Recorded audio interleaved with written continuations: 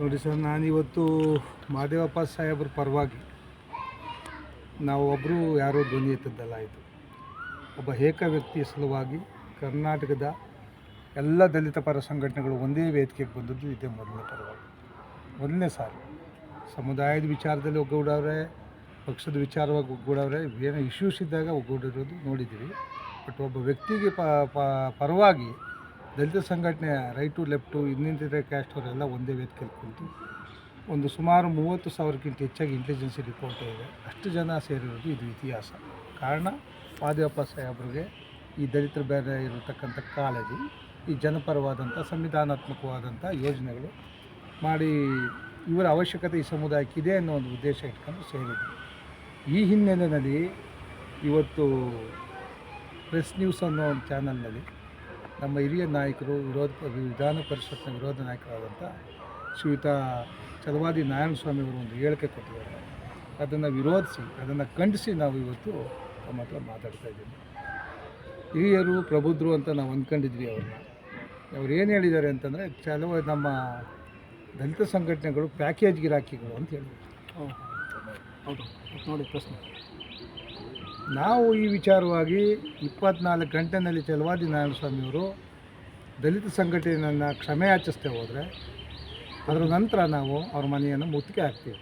ಯಾಕೆಂದರೆ ಅವರು ಒಬ್ಬರು ದಲಿತರಾಗಿ ಇದೇ ಥರ ಪರಿಸ್ಥಿತಿನಲ್ಲಿ ಹೋರಾಟ ಮಾಡ್ಕೊಬಂದು ಖರ್ಗೆಯವ್ರನ್ನ ಹೊಗಳ್ತಿದ್ರಲ್ಲ, ಅವತ್ತೇ ಅಷ್ಟು ಪ್ಯಾಕೇಜ್ ತೊಗೋತಿದ್ರು. ಮಾತೆತ್ತಿದ್ರೆ ಅವ್ರು ಹೊಗಳು ಬಂಟರಾಗಿದ್ರಲ್ಲ, ಅವ್ರ ಮನೇಲಿ ಇದ್ಕೊಂಡು ಖರ್ಗೆ ಸಾಹೇಬ್ರ ಹತ್ರ ಇವರು ಎಷ್ಟೆಷ್ಟು ಪ್ಯಾಕೇಜ್ ತೊಗೋತಿದ್ರು. ಮಹದೇವಪ್ಪವ್ರನ್ನ ಸಿದ್ದರಾಮಯ್ಯನವರ ಇದು ಅವ್ರ ಹೇಳಿಕೆ ಇದ್ದಂಗೆ ಇರೋರು ಅಂತೇನೋ ಭಾಳ ಇದ್ದಾಗ ಮಾತಾಡಿದ್ದಾರೆ. ಮಹದೇವಪ್ಪರು ಯಾರು ಚಡ್ಡಿನೂ ಬರಲಿಲ್ಲ ಮಂತ್ರಿ ಆಗೋಕ್ಕೆ. ಜಾತಿ ಬೆಂಬಲ ಇತ್ತು ಇಡೀ ರಾಜ್ಯದಲ್ಲಿ. ಆ ಒಂದು ಇದರಲ್ಲಿ ಕೋಟಾದಲ್ಲಿ ಕೊಡಬೇಕಾಗಿತ್ತು. ಹಿರಿಯ ಮುಸ್ತದಿ ಅನುಭವಿ ರಾಜಕಾರಣಿಗಳಿದ್ರು, ಕೊಟ್ಟಿದ್ದಾರೆ. ನಿಮ್ಮ ಥರ ಇಲ್ಲಿಗೂ ದಲಿತರನ್ನ ಬೈರಿ, ಕಾಂಗ್ರೆಸ್ ದಲಿತರನ್ನ, ಅದರಲ್ಲೂ ಖರ್ಗೆ ಸಾಹೇಬ್ರನ್ನ, ಪ್ರಿಯಾಂಕಾ ಸಾಹೇಬ್ರನ್ನ, ಪರಮೇಶ್ವರ್ ಸಾಹೇಬ್ರ, ಮಹದೇವಪ್ಪವ್ರನ್ನ ಬೈಯೋದು ಬಿಟ್ಟರೆ ಬೇರೆ ಅನ್ಯ ಜಾತಿಯವರ ಶಾಸಕರನ್ನ, ಸಚಿವರನ್ನ ಛಲವಾದಿ ನಾರಾಯಣಸ್ವಾಮಿ ಅವರು ಬೈದಿರೋದು, ಟೀಕೆ ಮಾಡಿರೋದು ಒಂದು ವಿಡಿಯೋ ತೋರಿಸು. ಅವ್ರ ಕೈಲಿ ಆಗಲ್ಲ, ಅವ್ರಿಗೆ ಆ ತಾಕತ್ತಿಲ್ಲ. ಮಾತೆತ್ತಿದ್ರೆ ದಲಿತರನ್ನ ಬೋದು, ದಲಿತರಿಂದನೇ ಇವ್ರು ಲೀಡ್ರ್ ಆಗಬೇಕು ಅಂತ ಹೊರಟಿರೋರು. ಇವ್ರು ಹೇಳ್ತಾರೆ ಇನ್ನೊಂದು ಮಾತು, ಮಹದೇವಪ್ಪ ಅವರು ಎಂಥದ್ದು SCP-TSP ಯೋಜನೆನ ಗ್ಯಾರಂಟಿ ಯೋಜನೆಗೆ ದುಡ್ಡು ತಗೊಂಡ್ರು. ಇವರಿಂದ ತುಂಬಲಾರ್ದು ನಷ್ಟ ಆಗೋದು, ಅದು ಒಪ್ಕೋತೀವಿ ನಾವು. ಮಹದೇವಪ್ಪರ್ಗೆ ಆ ವಿಚಾರದಲ್ಲಿ ಅದನ್ನ ಸಹಿಸಲ್ಲ ದಲಿತ ಸಂಘಟನೆಗಳು. ನಾನು ಕೂಡ ವೈಯಕ್ತಿಕವಾಗಿ ಅದನ್ನು ಸಹಿಸಲ್ಲ. ನಮ್ಮ ಸಮುದಾಯದ ಹಣನ ಗ್ಯಾರಂಟಿ ಯೋಜನೆಗೆ ತಗೋಬೇಡಿ ಅಂತ ನಾವು ಮಹದೇವಪ್ಪರ ಜೊತೆ ನಾವು ಜಗಳ ಆಡಿದ್ದೀವಿ. ಆ ವಿಚಾರವಾಗಿ ನಾನು ನಾರಾಯಣಸ್ವಾಮಿ ಅವ್ರನ್ನ ಸ್ವಾಗತಿಸ್ತೀನಿ. ನೀವೇನು ಮಾಡ್ತಿದ್ರಿ ವಿರೋಧ ಪಕ್ಷದಲ್ಲಿ ಇದ್ಕೊಂಡು? ನೀವು ಗೆಣಸ್ಕೊಳ್ತಿದ್ರಾ? ನೀವು ಏಕಾಂಗಿಯಾಗಿ ವಿರೋಧ ಪಕ್ಷದಲ್ಲಿ ವಿಧಾನ ಪರಿಷತ್ನಲ್ಲಿ ಕುಂತ್ಕೋಬೇಕಾಗಿತ್ತು. ಆ SCP-TSP ಯೋಜನೆಯನ್ನು ನಮ್ಮ ಜನಕ್ಕೆ ಕೊಡಬೇಕು, ಗ್ಯಾರಂಟಿ ಕೊಡೋಕ್ಕೆ ನಾವು ಬಿಡಲ್ಲ ಅಂತ ನೀವು ಎಂದಿದ್ರೆ ಇಡೀ ರಾಜ್ಯದ ದಲಿತ ಜನ ನಿಮ್ಮನ್ನು ನಮ್ಮ ಸಮುದಾಯದ ನಾಯಕರು ಅಂತ ಒಪ್ಕೊತಿದ್ದು. ನೀವು ಅದನ್ನು ಮಾಡೋದು ಬಿಟ್ಬಿಟ್ಟು ಅವ್ರು ಕೊಡಲಿಲ್ಲ ಅಂತ ಕೇಳೋಕೆ ನೀನು ವಿರೋಧ ಪಕ್ಷದ ನಾಯಕನ ಮಾಡಿರೋದು. ಸಂವಿಧಾನಾತ್ಮಕವಾದಂಥ ಸ್ಥಾನ ನಿಮಗೆ ಸಿಕ್ಕಿದೆ, ಕಾನೂನು ಹೋರಾಟ ಮಾಡಬೇಕಾಗಿತ್ತು. ಬಾಬಾ ಸಾಹೇಬ್ರು ಋಣದ ಭಿಕ್ಷೆಯಲ್ಲಿ ಬದುಕ್ತಾ ಇರೋರು ನೀವೆಲ್ಲ.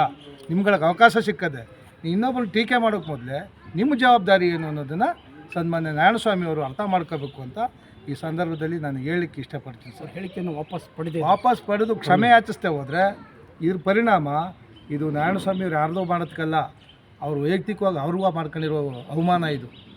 ಒಬ್ಬ ಹಿರಿಯ ನಾಯಕರಾಗಿ ಪ್ಯಾಕೇಜ್ ಗಿರಾಕಿಗಳು ಅಂತಂದರೆ ಇವರು ನಮ್ಮ ದಲಿತರು ಭಯಕ್ಕೆ BJP ಅವರು ತಾವು ಎಷ್ಟು ಪ್ಯಾಕೇಜ್ ತೊಗೊಂಡಿದ್ದರು. ಕಾಂಗ್ರೆಸ್ಸು ಉರಿಯೋ ಮನೆ ಅಂತ ಹೇಳ್ತಾರೆ, BJP ಏನು ನಮ್ಮನ್ನು ತಪ್ಕೊಬಿಟ್ಟದ? ಮನುವಾದಿಗಳಿರೋ ಪಕ್ಷಕ್ಕೆ ಯಾಕೆ ಹೋದರು? ಇವ್ರಿಗೆ ತಾಕತ್ತಿದ್ರೆ ಇಲ್ಲ ಅಸಮಾಧಾನ ಆದವರು, BJPಲಿ ಅಸಮಾಧಾನ ಇರೋರು ಎಲ್ಲ ಸಮುದಾಯದವ್ರನ್ನೂ ಬಾಬಾ ಸಾಹೇಬ್ರ ಹೆಸರಲ್ಲಿ ಒಂದು ಪಕ್ಷ ಕಟ್ಟಲಿ. ಬಾಬಾ ಸಾಹೇಬ್ರು ಹೇಳಿದ್ದಾರೆ, ಎಲ್ಲ ಕೀಲಿಕೈಗಳ ಶಕ್ತಿ ರಾಜಕೀಯದಲ್ಲಿದೆ ಅಂತ. ಮಾಸ್ಟರ್ ಆಫ್ ಕೀ ಪೊಲಿಟಿಕಲ್ ಅಂತ ಹೇಳಿದ್ದಾರೆ. ಇವರು ಕೀದೆ ಸಿಂಬಲ್ ತಗೊಂಡು ಅಂಬೇಡ್ಕರ್ ಸಾಹೇಬ್ರ ಹೆಸರಲ್ಲಿ ಒಂದು ಪಕ್ಷ ಕಟ್ಟಲಿ. BJP, ಕಾಂಗ್ರೆಸ್ಸು, JDS ಎಲ್ಲಿ ದಲಿತರಿಗೆ ಅವಮಾನ ಮಾಡಿದೆ, ಎಲ್ಲಿ ದಲಿತರನ್ನು ತುಳಿದಿದೆ, ಇವ್ರನ್ನೆಲ್ಲ ಧಿಕ್ಕರಿಸಿ ಇವ್ರನ್ನೆಲ್ಲ ಮನೆ ಕಳಿಸುವಂಥದ್ದು ಒಂದು ಪಕ್ಷ ಕಟ್ಟಲಿ. ಎಲ್ಲ ಸಮುದಾಯದವ್ರನ್ನೂ ಬ್ರಾಹ್ಮಣರಾದಿಯಾಗಿ ಈ ಪಕ್ಷದಲ್ಲಿ ಬಾಬಾ ಸಾಹೇಬರ ಸ್ಲೋಗ ಒಂದು, ಸರ್ವರಿಗೂ ಸಮಬಾಳು, ಸರ್ವರಿಗೂ ಸಮಪಾಲು. ಆ ಥರ ಒಂದು ಸಿದ್ಧಾಂತ ಇಟ್ಕೊಂಡು ನಾರಾಯಣಸ್ವಾಮಿಯವರೇ ನೀವು ರಾಜೀನಾಮೆ ಕೊಟ್ಟು ಈಚೆ ಬನ್ನಿ, ನಾವು ನಿಮ್ಮ ಜೊತೆ ಬರ್ತೀವಿ.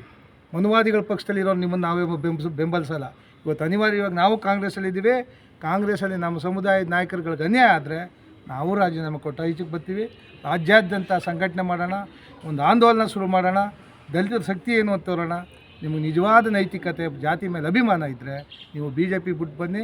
ಎಲ್ಲದಕ್ಕಿಂತ ಹೆಚ್ಚಾಗಿ ನೀವು ನೆನ್ನೆ ಮಾತಾಡಿದ್ದೀರಲ್ಲ, ಅದಕ್ಕೆ ಸಮಯ ಯಾಚಿಸ್ತೇ ಹೋದರೆ ಇದು ಪರಿಣಾಮ ನಮ್ಮ ಜಾತಿಯವರಿಂದ ನಿಮ್ಮನ್ನ ಆ ಸ್ಥಾನದಿಂದ ಇಳಿಸೋ ತನಕ ಬಿಡೋದಿಲ್ಲ. BJP ಅವ್ರಿಗೂ ಎಚ್ಚರಿಕೆ, ಮಾತಾಡಬೇಕಾದ್ರೆ ನೀವು ನಿಮ್ಮ ನಾಯಕರುಗಳಿಗೆ ಒಂದು ಗೈಡ್ಲೈನ್ ಮಾಡಿ.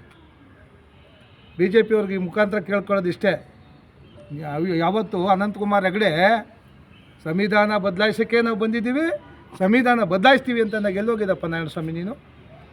ಅದು ಬಾಬಾ ಸಾಹೇಬ್ರಿಗೆ ಮಾಡಿದ ಅವಮಾನ ಅಲ್ವಾ? ಈ ಸಮುದಾಯಕ್ಕೆ ಮಾಡಿದ ಅವಮಾನ ಅಲ್ವಾ? ಆವತ್ತಾಕೆ ಧ್ವನಿ ಎತ್ತಲಿಲ್ಲ ನೀನು? ನೀನೇ ಬುದ್ಧಿವಂತ ಅನ್ಕೋಬೇಡಪ್ಪ, ಎಲ್ಲರೂ ಬುದ್ಧಿವಂತರೇ. ಯಾಕೆಂದರೆ ನಮ್ಮ ಸಮುದಾಯದಲ್ಲಿ ಒಂದು ಸ್ಥಾನದಲ್ಲಿದ್ದೀರಿ ಅಂತ ನಾವು ಗೌರವಿಸ್ತೀವಿ. ನಾಳೆ ದಿನ ಚಲವಾದಿ ನಾರಾಯಣಸ್ವಾಮಿಯವ್ರಿಗೆ BJP ಪಕ್ಷದಲ್ಲಿ ಅವಮಾನ ಆದರೆ, ಅನ್ಯಾಯ ಆದರೆ ನಾವು ಪ್ರಾಮಾಣಿಕವಾಗಿ ನಿಮ್ಮ ಜೊತೆ ನಿಂತ್ಕೊತೀವಿ. ನೀನು ನನ್ನ ರಕ್ತ, ನನ್ನ ಜಾತಿಕ, ನಮ್ಮ ಸಮುದಾಯದ ಒಬ್ಬ ನಾಯಕನಾಗಿ ಎಲ್ಲೋ ಪಕ್ಷದಲ್ಲಿ ಬೆಳೀಲಿ ಅಂತ ಅಭಿಮಾನದಿಂದ ನಾವು ಗೌರವಿಸ್ತೀವಿ. ಆದರೆ ದಲಿತ ಸಂಘಟನೆನ ನೀನು ಆಳಿಸಿರೋದನ್ನು ನೀವು ವಾಪಸ್ ತಗೋಬೇಕು. ಇಲ್ಲದೆ ಹೋದರೆ ನಿಮ್ಮ ಮನೆನ ಮುತ್ತಿಗೆ ಹಾಕ್ತೀವಿ ಅಂತ ಈ ಸಂದರ್ಭದಲ್ಲಿ ನಿಮಗೆ ಎಚ್ಚರಿಕೆ ನೀಡ್ತಾ ಇದ್ದೀವಿ.